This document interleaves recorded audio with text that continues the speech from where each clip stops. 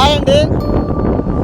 చెరువు చాలా మట్టి ఎక్కువ వచ్చేసి చెరువు పూడికి తీగిపోయిన వల్ల పూడిపోయి ఎంత దారుణం ఉందో చూడండి. అంత దూరం అంతా ఎత్తు, దానివల్ల కొద్ది నీళ్ళే నిలబడుతుంది.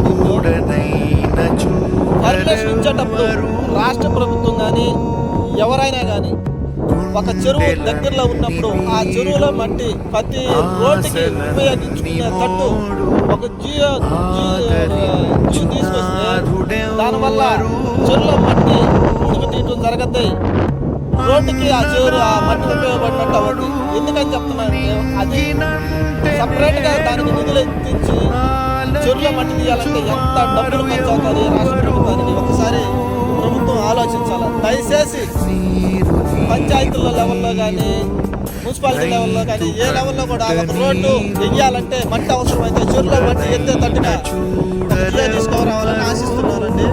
దయచేసి ప్రభుత్వం దీని మీద దృష్టి పెట్టి దానివల్ల చెరువులో పూడికి తీసినట్టు అవుతాయి. భూజలాలు నీళ్లు వాటర్ చెరువులో ఉండేదానికి అవకాశం ఉంటుంది. దయచేసి ప్రభుత్వం ఇలాంటి రోడ్ల మీద చెత్త పెట్టి అని ఆశిస్తున్నానండి.